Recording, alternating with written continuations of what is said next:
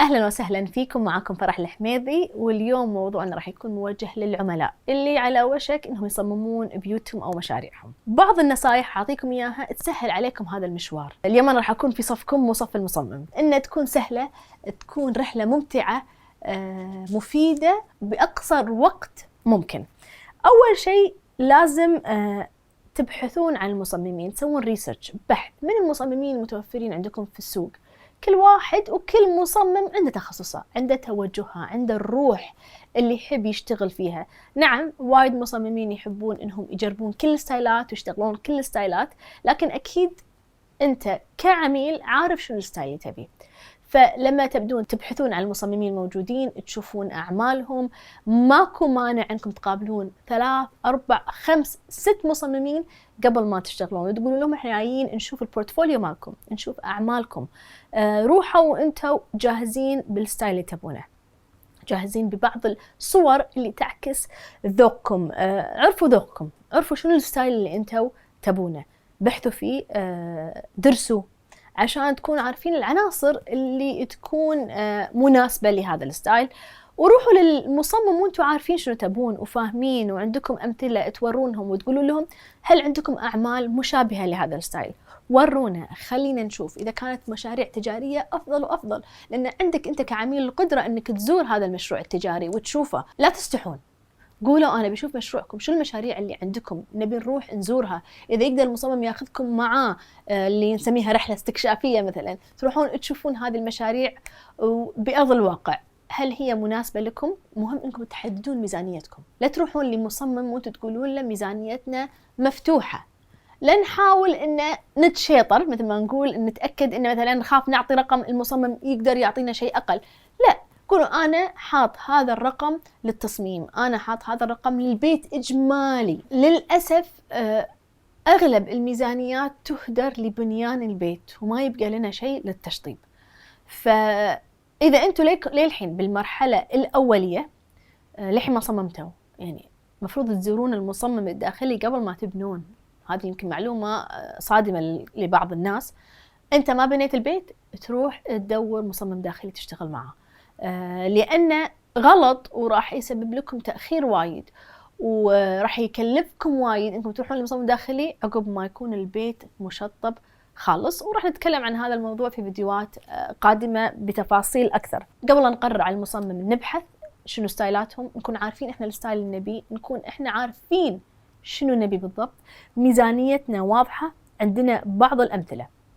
سألوا المصمم اللي انتوا يعجبكم ستايله، يعجبكم طريقة المشاريع اللي سووها، ذوقهم مشابه لذوقكم، شنو طريقة الشغل، شنو مراحل التصميم عندهم. كل مكتب استشاري ومصمم تختلف، بعض الناس يقدمون لكم تصاميم على 3 مراحل، بعض الناس يقدمونها على 5 مراحل. كونوا بدراية كاملة شنو هذه المراحل، وكل مرحلة شنو مفروض المصمم يقدم لكم فيها، شنو نسميها deliverables، أنا شنو مفروض أسلم.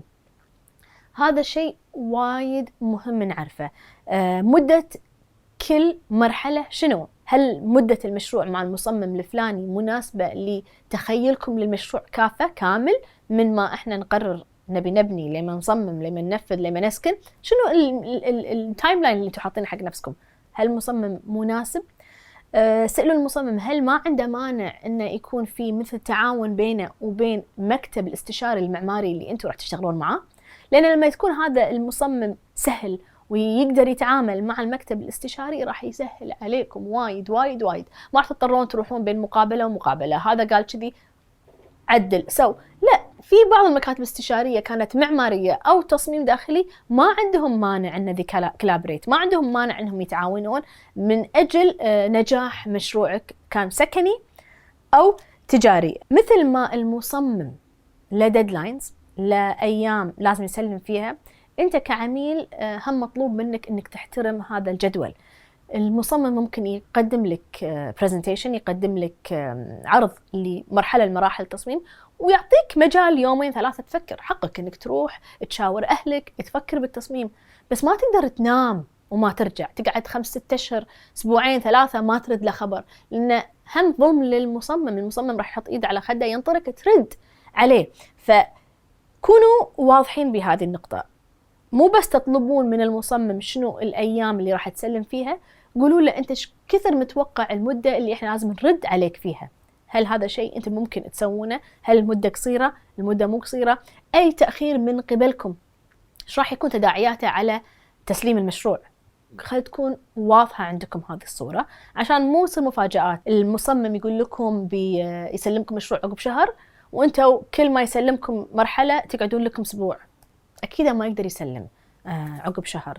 خلي يكون في بنود جزائية واقعية للتأخير. ما يصير أنا أحط بند جزائي على المصمم إنه كل يوم تأخير بخصم منك نسبة معينة أو مبلغ معين وأنا وايد أتأخر عليه. لأن اليوم اللي أنت تتأخر عن الرد، البند الجزائي يكون ملغي وما له أي أهمية ولا تقدر تطبقه، لأن أنت كعميل تأخرت. وآخر نصيحة أقدمها، لأني أنا عانيت وايد وايد وايد لما كنت أخذ مشاريع سكنية، خلي قراراتكم تكون واضحة، رأيكم محدد ثابت. اجتماعاتكم مع المصمم خلي تكون موحدة. يعني إذا أنا رايحة مع زوجي دائما زوجي معاي، مو أول مقابلات أو أول اجتماعات زوجي مو موجود بعدين أصدمهم بالاجتماع الثالث والرابع زوجي معاي، آراء مختلفة، فكرة مختلف.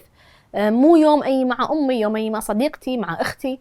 هذه راح يعني تصب أو هذا النوع من التصرف ممكن يزعجكم أنتم كعملاء أكثر من ما يزعج المصمم، لأنه راح تتذبذب آرائكم، راح يصيروا شاكين في القرارات اللي أخذتوها وراح يتأخر المشروع. تأخير المشروع مو من صالحكم أكثر من ما يكون من صالح المصمم. من المصمم إذا التعطيل من صوبكم راح يحاسبكم وراح تدفعون على التأخير هذه والتغييرات اللي تحصل. كل تغيير أكيد له سعر لازم يدفعه العميل.